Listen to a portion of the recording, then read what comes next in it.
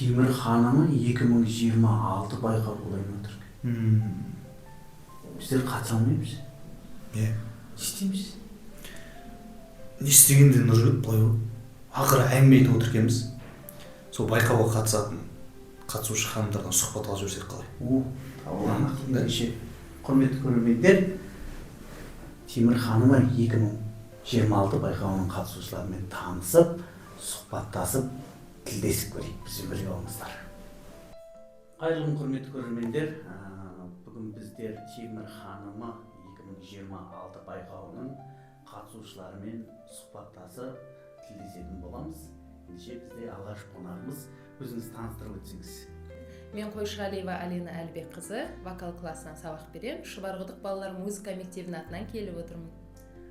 Ендеше сізге сұрақ болсын, алғашқы қызық сұрақтардың бірі. Өзіңіз қатал мұғалімсіз ба, әлде мейірімді мұғалім санайсыз ба? Мен мұғалім болғанда жалпы қатал мұғалім емеспін, бірақ талапшы мұғалімдердің қатарына жатамын деп ойлаймын өзім.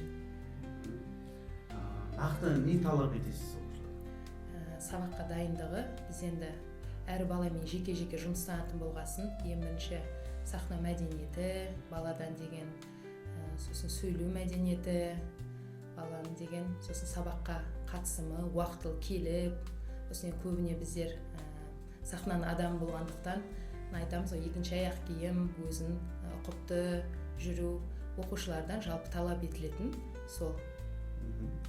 Келесі сұрақ, мұғалім болмағанда өзіңізді кім деп елестетер едіңіз?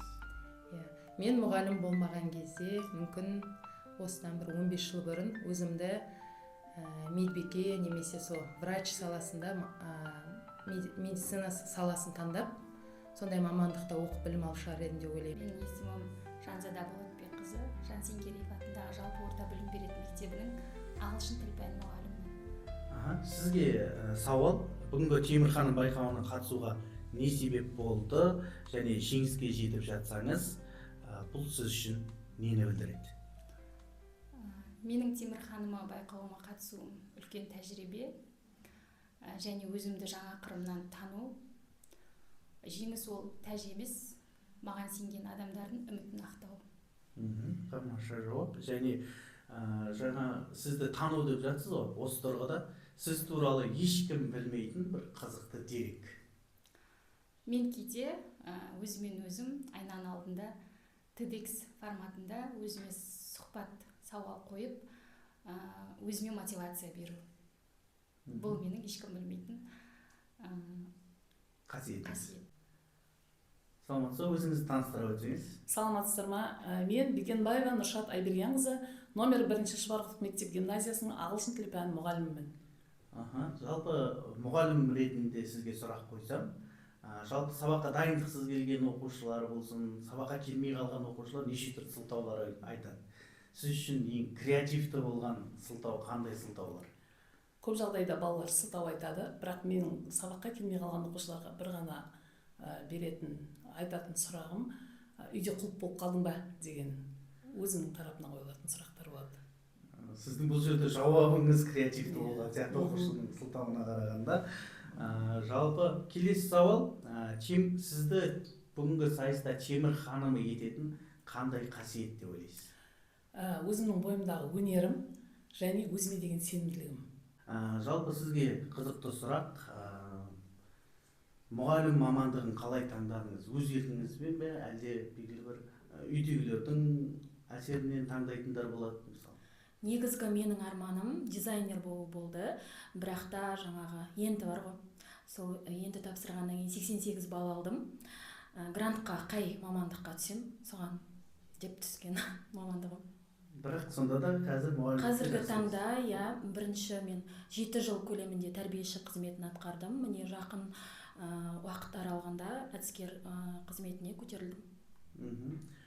Келесі сауал, жеке өмір мен жұмысты қалай теңестіресіз? Жеке өмір мен жұмысты теңестіру негізі көптің қолынан келе бермейді. Бірақ енді барымызша теңестіруге тырысып жатырмыз. Енді біріншіден біз әйелміз, анамыз, одан кейін енді осындай лауазымда отырғаннан кейін теңестіруге тура келіп жатыр. Барлық енді жан тәнімізді салсақ та, жұмыстан келіп жаңағы барлық немізді тастап, жұмыста қалған қиындықшылықтардың барлығын тастап, үйде балаға қарау керек, ата енеге қарау керек деген сияқты. Солай енді қолымыздан келгеніміздің бәрін істеп жатырмыз. Саламатсыз ба, өзіңізді таныстырып өтсеңіз? Саламатсыз ба? Менің аты жөнім Лаппаева Оксана Жексенбайқызы, аудандық оқушылар үйінің ісмер үйірмесінің жетекшісімін. Сізге сауалымыз, қандай жұмыс сізді шаршатады және қандай жұмыс сізге энергия береді? Мені ешқандай жұмыс шаршатпайды. Өзіме ұнайтын жұмыс, яғни ол қолөнер, оқушыларға тігін, қолөнер бағытын үйрету. Сол жұмыстан энергия аламын. Өзіңізді 3 сөзбен сипаттасаңыз?